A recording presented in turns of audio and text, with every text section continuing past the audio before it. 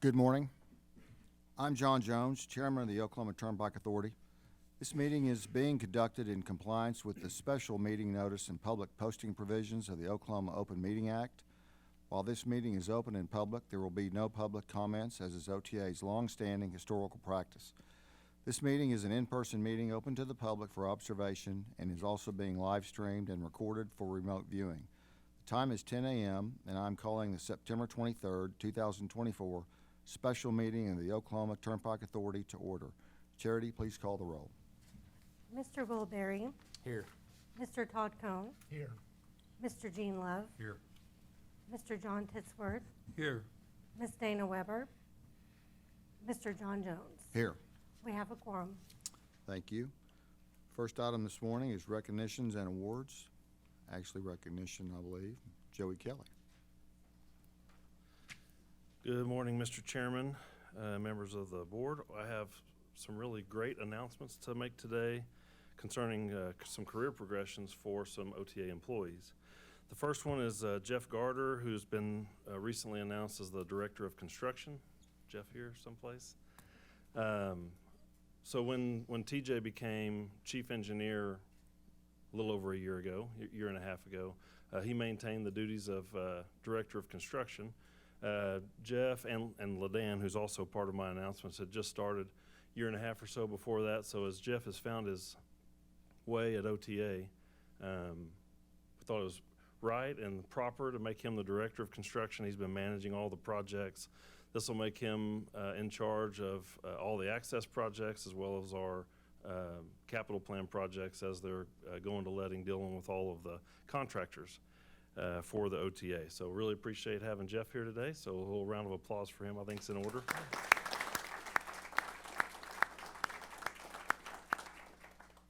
Next is LaDan. LaDan started about the same time as Jeff with the Turnpike Authority, LaDan Nelson. She has been instrumental in doing the construction management to this point. We're going to put her into a new role as TJ was working, doing the chief engineer duties over the course of the last year and a half again. One of the things that has been a big tax on his time has been the access program, coordinating not only the design consultants, negotiating the contracts, but also providing the proper input from the Turnpike Authority side into those project designs as they're progressing. So LaDan has been recently promoted to the access program manager, making her going to be the point of contact for the entire access program. Really important role for us, and it's a growing responsibility. So really appreciate LaDan.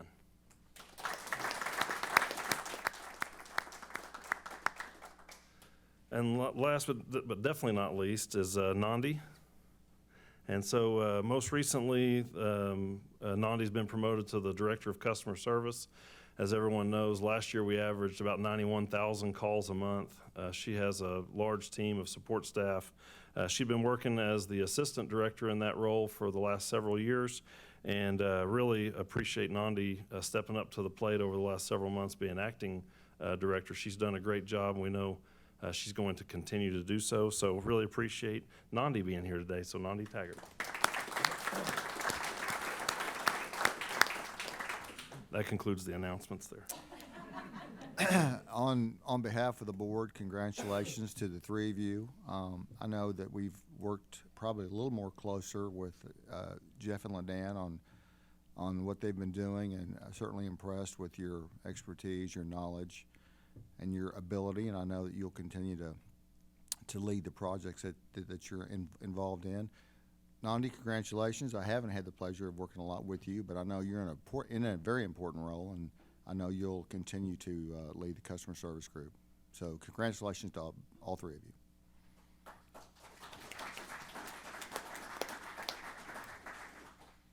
Moving on, regarding the approval of minutes for the regular meeting of August 6, 2024, do we have a motion for that approval? So moved.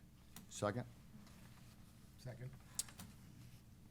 Please vote for the approval of or disapproval of the minutes electronically.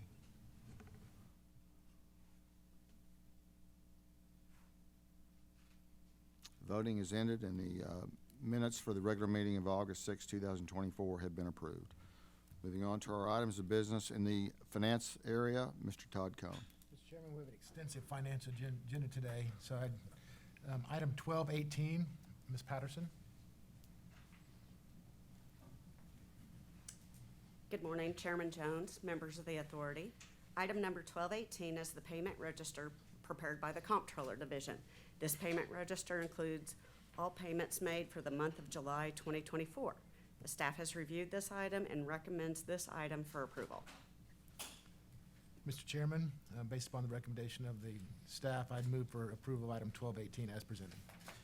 Thank you. We have a motion for approval of item 1218. Do we have a second? Second. Thank you, Mr. Berry. Please vote appropriately.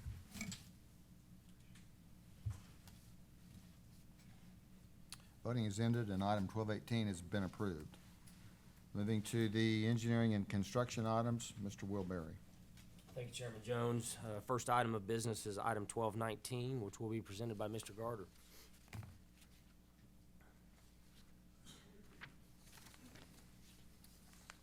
Good morning, Chairman Jones, members of the board. First, I want to say thank you for the kind words a minute ago. I appreciate that. Presented for consideration of the authority is a request that the following change orders be approved. Of these change orders, 2 adds new items to compensate the contractor for additional work. 1 overruns existing pay items due to site requirements, and 2 credits back days to the contract. One of these change orders for the Gilcrease Expressway project, which compensates the contractor for lost overhead costs during the project due to missed third-party utility out-by dates, which delayed critical path work. I've been tracking and documenting this change closely with the contractor throughout the project with the anticipation to resolve this once the delay could be actualized with the baseline schedule. There were a total of 29 missed utility relocation dates, which was largely caused by COVID. At the times the date were set, impacts of COVID to construction was not realized, and it caused major labor and materials hurdles for the utility companies that could not be fully overcome throughout the project. That being said, having utility relocates continue after the project started was a known risk to the OTA, but by getting the project to construction when we did, it allowed the OTA to capitalize on the low cost of money at the time, avoid cost escalation of contract items, and begin generating toll revenue much earlier, which benefited the OTA and its customers more than the cost of that risk. We put the project out about a year ahead of when we could have conservatively had we waited for all utilities to clear, which at the beginning of COVID would have been a large financial hurdle. So with that, this item's been reviewed by staff and is recommended for approval. As always, I'd be happy to answer any questions that you might have. Are there any questions for Mr. Garter? So moving forward, now that we know that the utility companies are the ones that kind of, I don't know that I'd say caused it, but it definitely presented some difficulties, I guess we can implement these timeframes futuristically in our upcoming bids? Yeah, I definitely think we had a little learning lesson on this one with utility companies.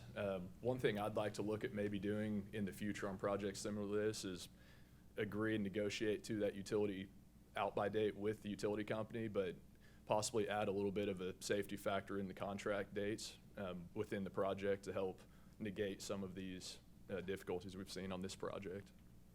Have we ever done incentives to utility companies like we do to other contractors for doing that sort of thing expeditiously?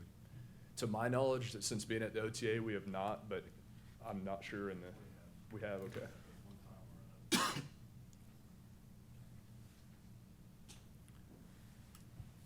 Are there any other questions? If not, I approve that we, if not, I make a motion that we approve this item as presented. We have a motion for approval of item 1219. Do we have a second? Second. Please vote appropriately.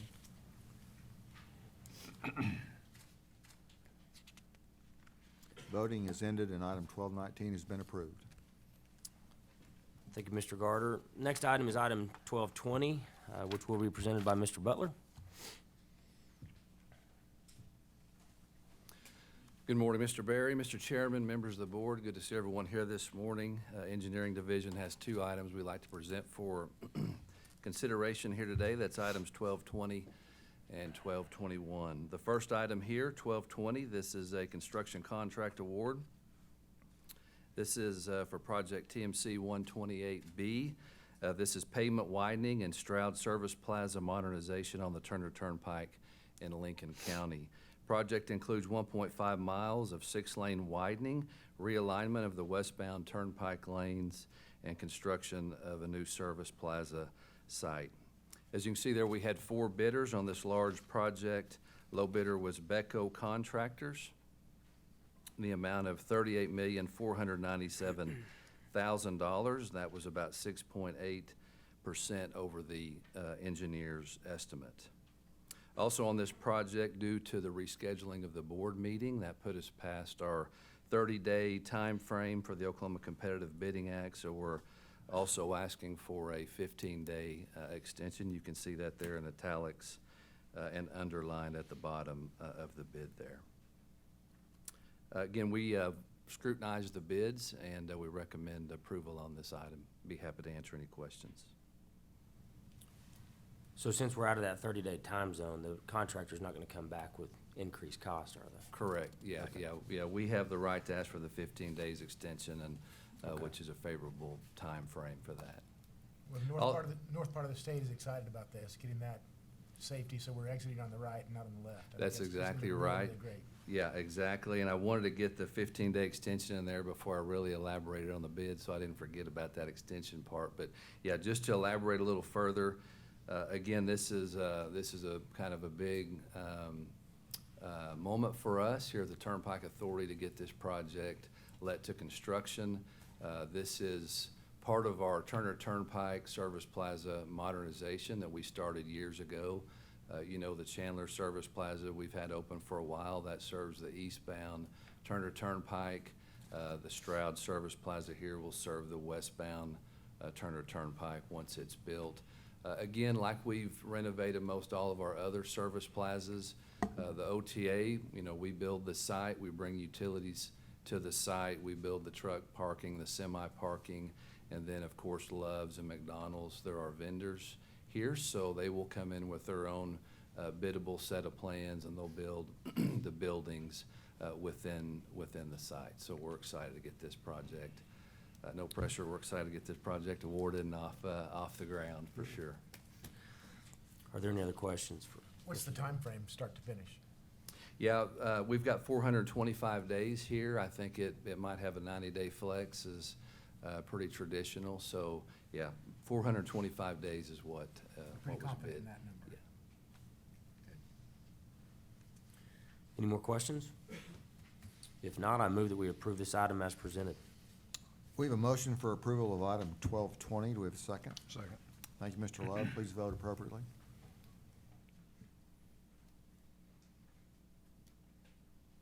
Voting is ended, and item 1220 has been approved. Mr. Butler, item 1221. Yes, sir. Item 1221, this is an on-demand design contract modification for the Access Bond Program. This is contract COW-12, modification number 3. This contract modifications provide compensation for additional engineering services for the respective Access Program projects. This change will increase the consultant's not-to-exceed contract amount to include all contract milestones on project JKT 30,002. Project milestones include 30% completion, 60% completion, 90% completion, 100% PS&E bidding phase construction services, and project completion documentation, including as-built plans. Again, there are 4 design segments or projects within this contract. This supplemental amount is for the JKT 30,002, again, which is 6-lane widening there on the west side of Oklahoma City, and the JKT north of the Canadian River bridges to about half a mile south of County Line Road. There are 2 other projects within this contract, and that's the SET 27,004 and 27,005. Those obviously have not been restarted. And then T 26,002 on our Turner Turnpike. We're currently working towards 60% plans on that.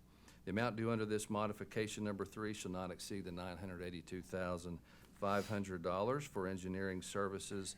That brings the revised contract amount to a not to exceed of $8,489,377. Staff recommends approval. Be happy to answer any questions. Any questions on item 1221? If not, I move that we approve this item as presented. Thank you. We have a motion for approval of item 1221. Do we have a second? Second motion. Thank you, Mr. Love. Please vote appropriately.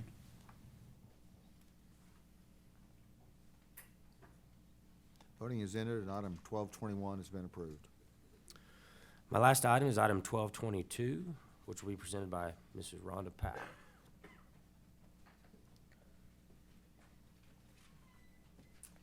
Good morning, Chairman Jones, members of the authority, Director E. Kelly. I have item 1222. The following parcels consisting of the approximate acres at the locations identified were previously acquired by the authority. Parcels JK 115 North, JK 115 South, and JK 117 are all in Section 13, Township 13 North, Range 5 West, one with 5.68 acres, one with 4.38 acres, both in Canadian County on the Kilpatrick.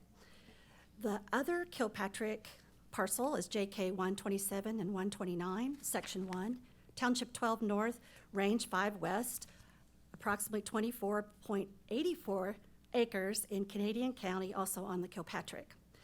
The three on the Indian Nation are as follows: INEA 64 Track 1 West and Track 2 East, both in Section 26, Township 8 North, Range 13 East, 10.8 acres and 11.38 acres, both in Pittsburgh County on the Indian Nation.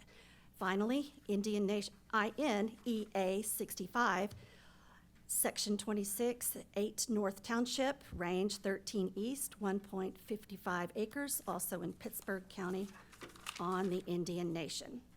A staff review of the property was conducted, and it has been determined that a portion of the described parcels in the approximate acreage identified was acquired as uneconomic remains and is not needed for any construction or maintenance needs of the turnpike system. Based on that determination, staff recommends that the authority consider and vote to declare the attached described parcels surplus and authorize the director to obtain a survey, appraisal, and sell, lease, or otherwise dispose of the property, including use in a land swap to acquire other property needed for the turnpike system. Parcels JK 127 and 129 are wetlands restricted, and subject use would be coordinated with the Corps of Engineers. I'd be happy to take any questions. Ron, my question is on those first two tracts of land that look like they're adjacent or near either real estate development or look like there's some kind of businesses in there. Is that probably gonna be set for auction? We are gonna do a public auction because the two that are combined have public access, and there are multiple abutting landowners for the north piece. Yeah, I would think those would be attractive. Yeah. Good. Thank you. Welcome. Any more questions for Mrs. Powell? If not, I move that we approve item 1222 as presented. I think we have a motion for approval of item 1222. Do we have a second? Second motion. Thank you, Mr. Love. Please vote appropriately.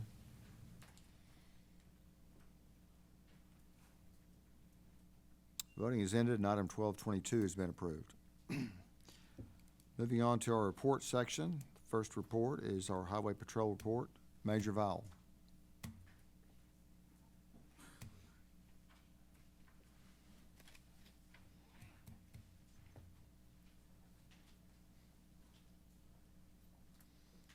Good morning. Good morning.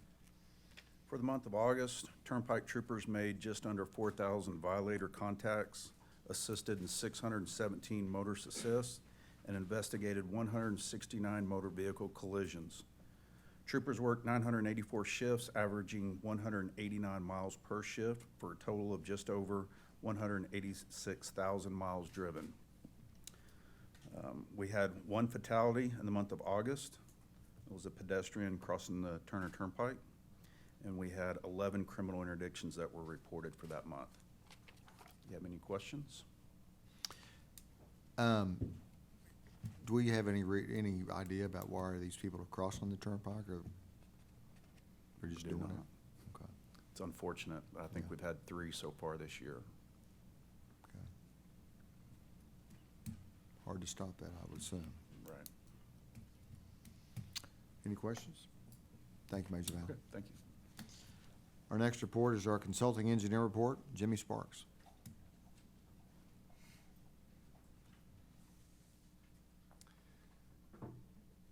Good morning, Chairman Jones, members of the authority, Director E. Kelly.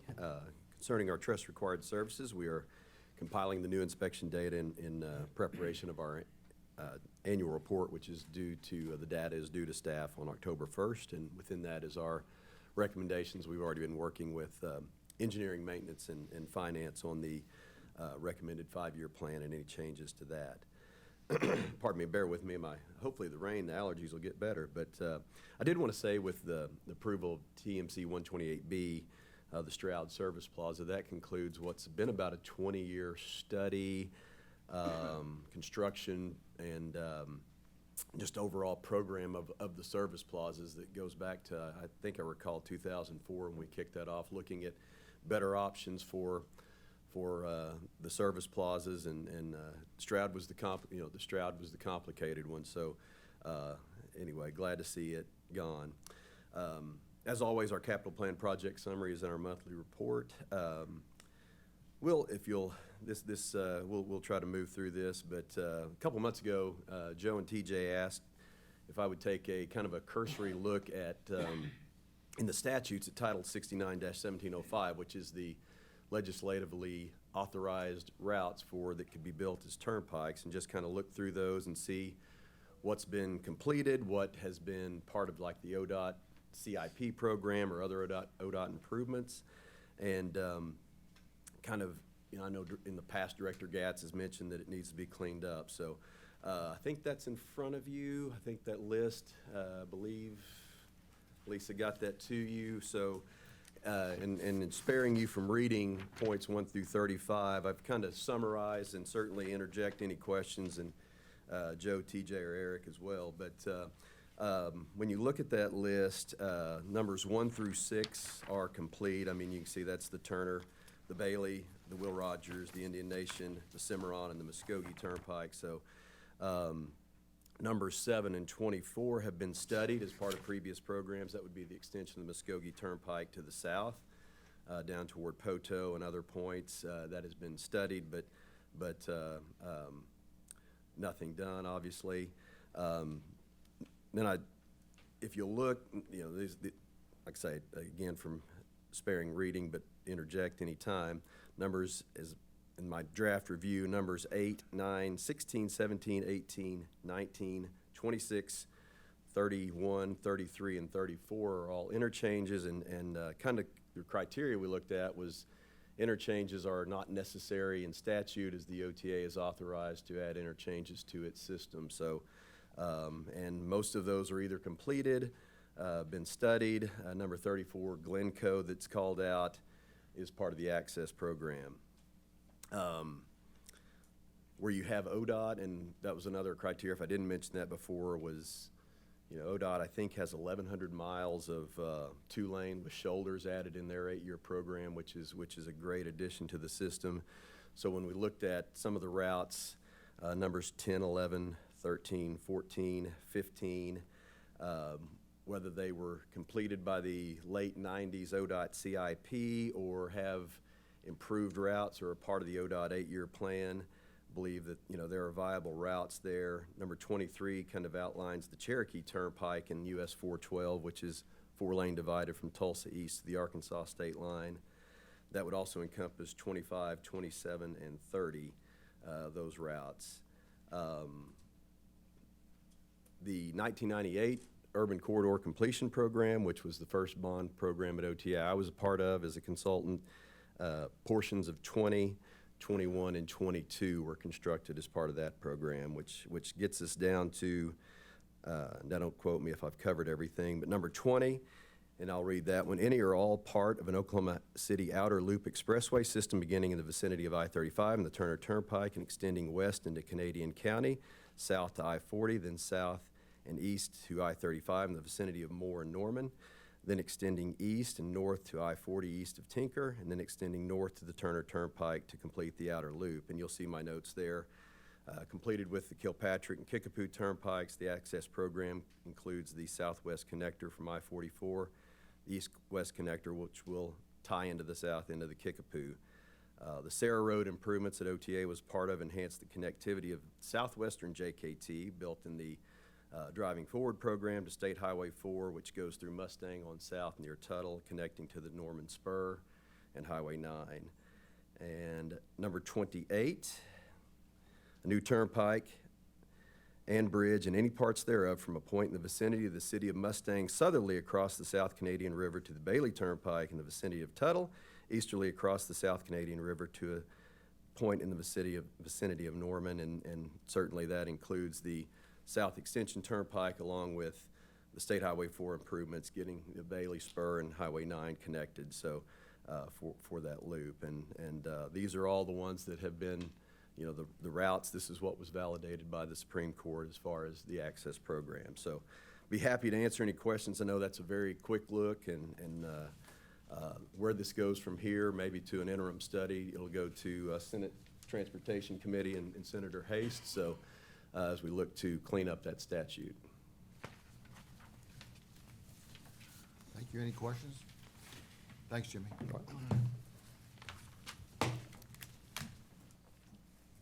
Moves us to our trustee report. Ms. Singleton.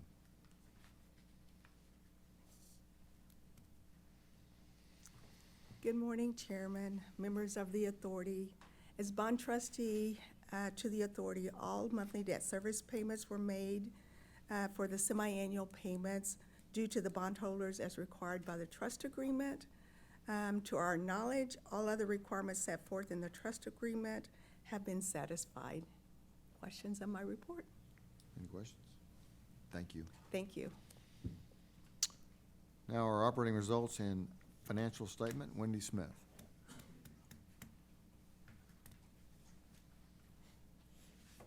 Chairman Jones, members of the authority, Director E. Kelly. You've all received your operations report for July prepared by the Comptroller Division, and as the trustee just reported, the OTA continues to be in a strong financial position and in compliance with its trust indenture. Net toll revenues for July of 2024 reported at $34.3 million, an increase of over 4% as compared to July of 2023, and total transactions were also up above 4% compared to the previous year. And heavy truck traffic continuing to remain strong, it actually was up by 6.7% over the previous year, which I think is another good indicator that the economy is staying in good shape. Additionally, year-to-date toll revenues continue to outpace January through July of 2023 by an impressive 6.6%. The OTA continues to maintain a conservative approach to spending, and we are continuing to be about 20.9% below the 2024 annualized operating and maintenance budget. We also continue to achieve and exceed our trust-required senior and total debt service requirements. The Gilcrease continues to climb. It's now been open long enough that we can compare it year over year, and new turnpikes do take a ramp-up period, as I say, I think every month ad nauseum. The Gilcrease Turnpike is just like that, so the daily transactions for the Gilcrease have increased 42% as compared to July of 2023. So they're now at about 26,230 vehicles per day. And because it's a commuter turnpike, that translates into about 31,000 cars per day on a weekday, and then the weekend average is just under 20,000, at least in July it was. So, and I think that the public is continuing to discover this route, and we're really happy about that. I'll take any questions. Any questions? Comments? Wendy, thank you. Good report as always. Now our director report, Director Joey Kelly.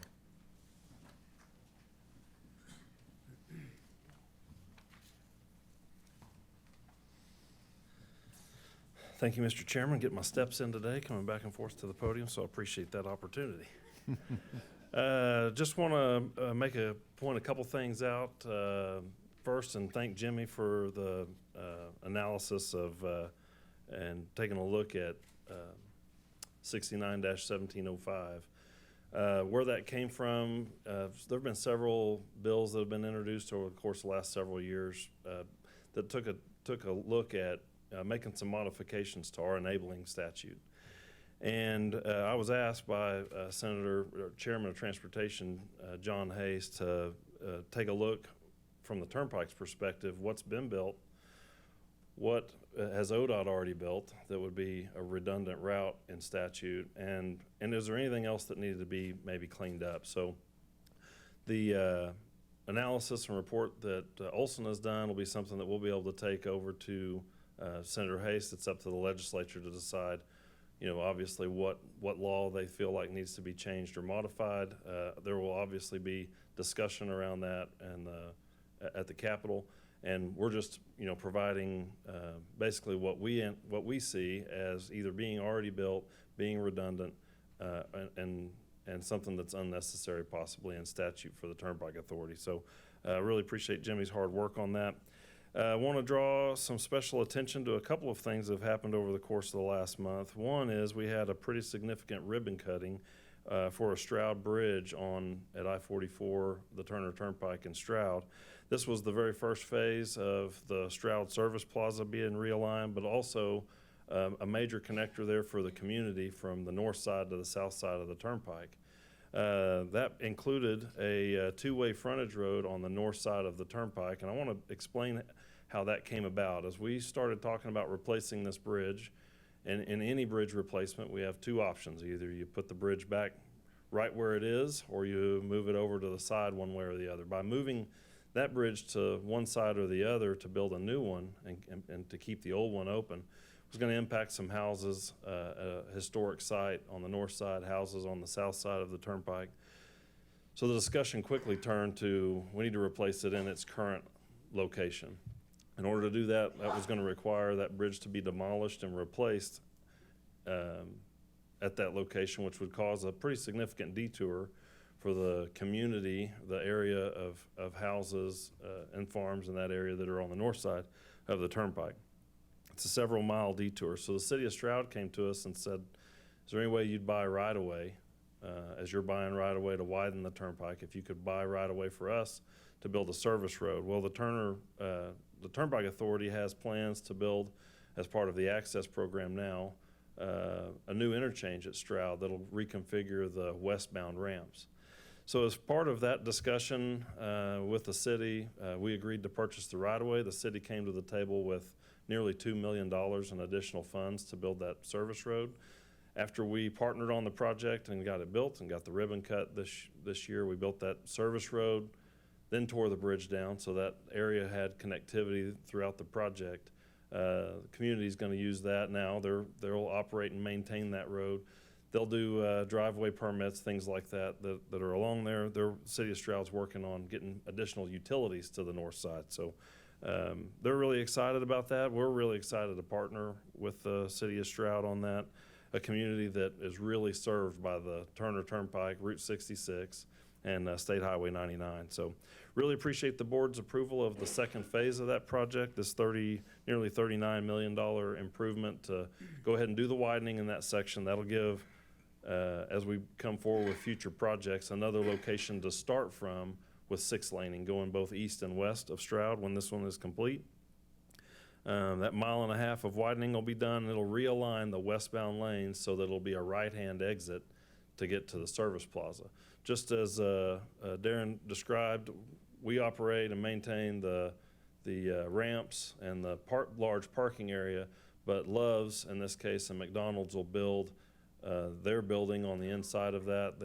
Since Love's has taken over the service plazas, diesel fuel sales are up significantly, so we're actually adding additional diesel pumps in that location to make sure they can handle the amount of traffic that they think they're going to see in the future. So excited about that. I do believe also, I'll look at TJ, I think they're also putting in a tire center and trying to do some showers and things like that for the truck drivers. So it's a full service truck stop as well.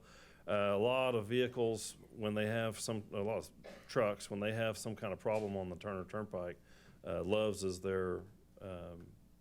provides service to them on the shoulder, and they have to come either currently from Guthrie or from Big Cabin.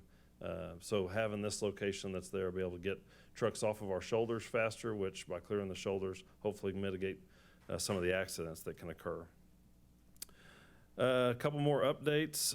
Most recently, back at the end of August, we turned on some self-serve options through our website. Most recently, the service that was turned on is that if you're a Pike Pass customer and you receive a plate pay bill, for some reason, either your license plate doesn't match your account, you haven't updated that, and you receive a plate pay invoice, or maybe you purchased a new vehicle and you haven't put a Pike Pass in it yet.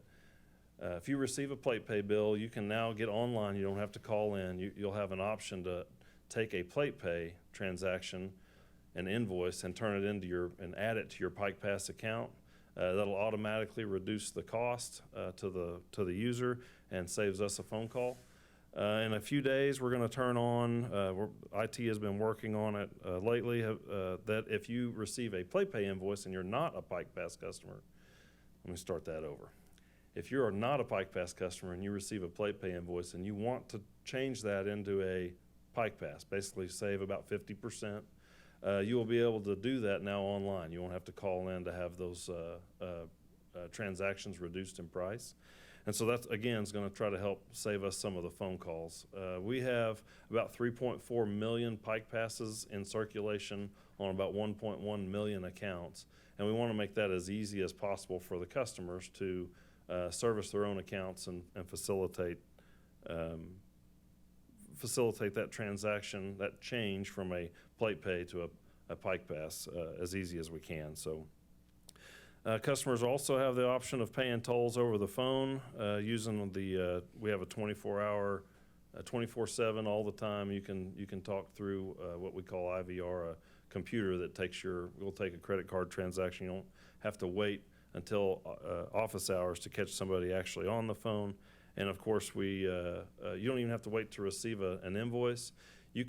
Sometimes you can catch your transaction if you're a plate pay customer. Just by visiting platepay.com, you can look up any license plate, but in particular your own, to see if you owe any tolls, and that service is available sometimes even before the invoice has been mailed. So we encourage people to check that out at platepay.com. And one thing that we get questions about routinely is that somebody's not receiving an invoice, or that they don't think that they've received an invoice in a timely fashion. And I will tell you, the number one issue with that is that somebody doesn't have their license, their address updated in Service, Oklahoma. So if you have moved or changed address, you don't have to wait until your tag needs to be replaced to update your address, your vehicle registration information with Service Oklahoma. So we would encourage anybody who has a change in address to keep that up to date with Service Oklahoma quickly. The last item that I have on my list is to talk about a little bit more about Service Oklahoma and the most recent changes that we've had associated with vehicle registration. So on September 1st, new law went into effect that changes how you transfer title, both person to person, if you were purchasing from me or I was purchasing a vehicle from you, and also if you're purchasing a new or used vehicle from a dealer. So what has happened is the new paper plates starting September 1st that you would print out a temporary paper plate is a registered to an owner. It's not just on file at a dealership anymore. It's now registered through Service Oklahoma. Our toll cameras are able to take a picture of that paper license plate and do a vehicle lookup of the registered owner in Oklahoma, and then bill, whether it be a plate pay or somebody getting a Pike Pass transaction. The other thing that has changed is that when you purchase that vehicle, either person to person or through a dealer, you're able to update that information and order your metal license plate online. So within 10 days, the goal is that you would receive a metal license plate in the mail. It won't have an expiration date on that yet, and you'll still need to go through a tag agent to register the vehicle and get your title, taxes, and fees and all those things done. But this way, you get a registered license plate, a metal plate, assigned to your vehicle within 10 days. This is all part of, you will recall, the Mason Treat Act from this last session, following a situation where Pro Tem Greg Treat's son had purchased a vehicle person to person. He's a young kid, didn't have a license plate to put on the vehicle, so he was driving around without a plate, which was the standard practice. He got pulled over because he didn't have a plate. And while he was sitting on the side of I-40 out west, a driver who was inattentive ran into both the trooper and his vehicle that was parked on the shoulder, causing an accident. So the goal of this was to make sure that every vehicle that changes title in Oklahoma has some type of registering plate, so that that situation where somebody's unnecessarily pulled over doesn't exist anymore. So the Pro Tem Treat was the author of that. I want to thank his chief of staff, Becky Gooch, for really reaching out and putting the right people in the room. She made sure that the people from the new and used car dealer groups were there. Service Oklahoma's Director Jay Doyle, Chairman John Hast, who was also involved in authoring the bill, and Speaker-elect Kyle Hilbert, as well as the Turnpike Authority, were there to work through this process to make it as streamlined as possible.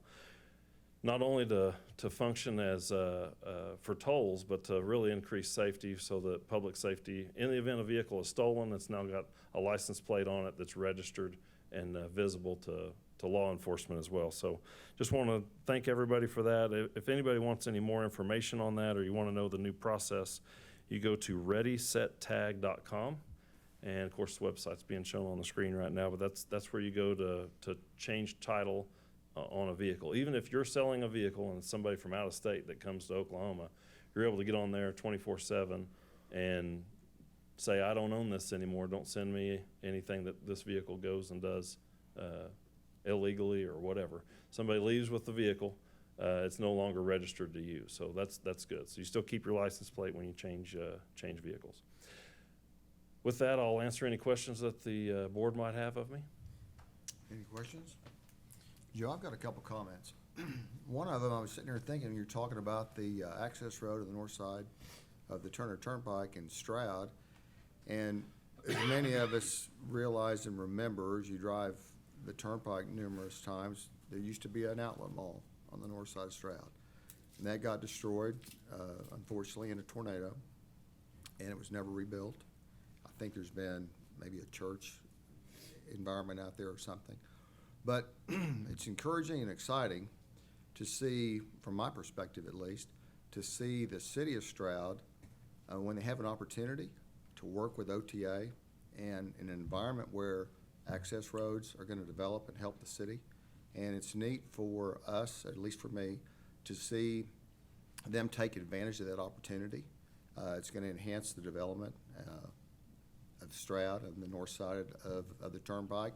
So as the 6-lane Turner gets expanded there, you're going to have the toll plaza, you're going to have the access road, and it's just great leadership from Stroud to take advantage of the opportunity to work with OTA and accomplish that. So kudos to them. My second comment, and I stumbled into this last week. I was reading something. It was Child Passenger Safety Week last week. I'm sure you were aware of this. But I wanted to bring it up for the public to remember this and acknowledge it. And according to this, by numbers in the United States, in 2022, there were more than 120,000 children were injured in car crashes. And in 2023, 74% of the car seats inspected by child passenger safety technicians were incorrectly used or installed. And those numbers remind us how vital it is to use the right car seat or booster for a child's age, height and weight, and ensure it's properly installed. And as parents, caregivers, and drivers, we must prioritize child safety on the road. So I would encourage everybody to make sure that they are using child booster seats, et cetera, and that they're installed properly. You know, one other comment on that, OTA in the past has gone to various cities around the state and set up where people could come in and have their child car seat checked to make sure it is proper. Are we still doing that, Joe? Or I guess it's still available if a city wants to do that. Yeah, well, Turnpike Authority would love to partner on something like that. To my knowledge, since I have been here, I don't think we've done that, but I'm writing it down. It has been done in the past, yeah. Anything we can do to reduce injury or loss of life while people are in cars, especially children, is greatly needed. Any other questions? And if I recall, Joe, I think it was not only the turnpike involved in inspecting that, but we also had highway patrolmen there participating in that. Thank you. Yeah, thank you. That concludes our business for this special meeting. I ask for a motion to adjourn to our next scheduled meeting of Tuesday, October 8th, 2024 at 10 a.m. So moved. You have a second? Second. Thank you, Mr. Berry. Please vote appropriately.